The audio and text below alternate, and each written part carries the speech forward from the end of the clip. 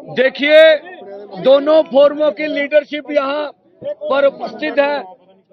सारे हमारे leader KM किसान मजदूर मोर्चा के अथवा एसकेएम गैर राजनीतिक के दोनों के लीडर यहाँ दिन भर रहे हैं।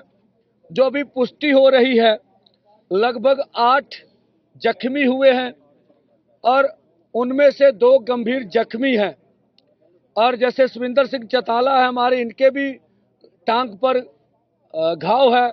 इस तरह से मुझे लगता है अभी जत्थे की शिनाख्त करेंगे, 15-20 जख्मी हमें नजर आएंगे। अभी जत्था अरेस्ट के लिए गया हुआ है और जो जख्मियों की तादाद है 8 तो हॉस्पिटल में है नए हमारे लिए, उनमें सरजीत सिंह फूल भी हैं और बीकेजू बहराम के जुआ लीडर हरप्रीत सिंह, उसको भी गंभीर चोट है। एक बहरू जी की यूनियन से उनके किसान का कान जो फट गया है, ये जो हमने हॉस्पिटल से मालूम किया है। जिस तरह से आज भारत सरकार ने बल प्रयोग किया, आप देखिए, एक बात मैं स्पष्ट करना चाहता हूं, जहां का भी मीडिया हो, आपको हमारे हाथ में कोई मारू हथियार दिखा हो तो बोल दीजिएगा कि कोई मारू हथियार आपने देखा जो हमारे ऊपर इल्जाम लगाए गए। इतनी बड़ी, नीचे भी बहुत से लोग थे, हजारों लोग दूसरी साइड पर खड़े थे। हमने बिल्कुल डिसिप्लिन भंग नहीं होने दिया। 101 का जत्था गया था, वही आगे गया और 101 का जत्था अपनी कोशिश करके, जो भी कोशिश उनसे हो सकती थी, उनने कोशिश करके आगे बढ़ने की कोशिश की है। हमें मालूम था अभी भारत सरकार ने जो प्रबंध कर लिए हैं, जैसे अर्धसैनिक फोर्स तैनात रखी है, जिस तरह से ड्रोनों का प्रबंध कर रखा है, जिस तरह से उनके पास जो साजो सामान है, ठीक है, उसकी ड्रिलिंग की है, वो हम लोग उसको तोड़ के आगे जाने में असमर्थ हैं, ये हमें मालूम था। हम तो देश दुनिया को दिखाना चाहते थे। जो केंद्र के झूठे मंत्री, जो राज्यों के भाजपा के झूठे मंत्री ये चिल्ला चिल्ला कर चैनलों पर बोलते थे कि आपके ट्रैक्टर ट्रॉली से आपत्ति है, आप ट्रैक्टर ट्रॉली छोड़कर दिल्ली आ जाइए। और ये उच्चतम न्यायालय में भी दोनों सरकारों ने कहा, सर्वोच्च न्यायालय में भी कहा। तो ये आज देश जवाब मांग रहा है कि क्या अगर पैदल जत्था दिल्ली की ओर रवाना हो जाता तो हम स्वयं प्रधानमंत्री जी से सवाल करना चाहेंगे, वो आए बताएं कि उसका देश को नुकसान क्या होना था। और हमारे साथ एक दुश्मन देश जैसा व्यवहार क्यों कर रही है सरकार। हम इस देश के नागरिक हैं और इस देश के लिए हमने बहुत बड़ी कुर्बानियां की है।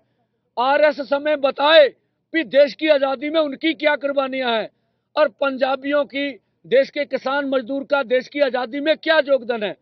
हमने केंद्रीय पूल में जब देश के नेता बाहर से अनाज के लिए भीख मांगने जाते थे, तो इस पंजाबियों ने, हरियाणा ने, हरे इनकलाब जो यहाँ लाया गया, इतना अनाज उगाया, देश को आत्मनिर्भर कर दिया, उसकी सजा मिल रही हमें, इसलिए हमारे साथ ऐसा किया जा रहा। तो पूरी दुनिया ने देखा, 5वीं बड़ी महाशक्ति दुनिया की 100 के जत्थे के ऊपर जिस तरह से उन्होंने बर्बरतापूर्ण जबर किया है, जिस तरह से हमारे नेताओं को जख्मी किया, ये पूरे देश ने देखा। हमने कल भी कहा था, आज भी कह रहे हैं, ये नैतिक तौर पर किसान आंदोलन दिल्ली 2 की जीत है। अब मोदी जी कोई भी, उनके पास दलील नहीं है, अपील नहीं है कि हमें पीसफुली आगे बढ़ने से क्यों रोका जा रहा है, क्या कारण है उनके। दूसरा, जो फोरमों ने निर्णय लिया है, जिस तरह से हमारे आदमी जख्मी हुए हैं और जो वार्ता के लिए उधर से हमें बोला गया था, हमारी बात सुन लीजिए। ये जब सरकार इस तरह का प्रहार कर रही हो, जब इस तरह का माहौल हो, हमारे लोगों को बुरा लगता है कि हम अधिकारियों से बात नहीं करेंगे, नहीं करनी चाहिए ऐसा। फिर भी हमने संयम रखा और जब उन्होंने कहा हम बात करना चाहते हैं, हम देश दुनिया को बताने के लिए कि हम बातचीत से कभी भागने वाले नहीं, आप हमारे ऊपर जुल्म करिए, फिर भी हम बातचीत का रास्ता खोल के रखे हुए। हम वार्ता के लिए गए, वो बोले आप बताइए क्या प्रस्ताव है। मैंने बोला या तो आपको कोई डर है, आप जत्थे को चेक कर लीजिए सर से पांव तक। कोई आपको आश्वासन लेना है लीडरशिप की दोनों मोर्चे की, वो आश्वासन ले लीजिए, तो हमें आगे बढ़ने दीजिए। इसका सुखद हल ये है, या फिर केंद्र सरकार वार्ता करे हमारे साथ। दूसरा इसका हल ये है, उन्होंने बताया आपकी कोई कंडीशन है कौन से लोग मीटिंग में बैठेंगे। हमने कहा केंद्र के मंत्री होने चाहिए।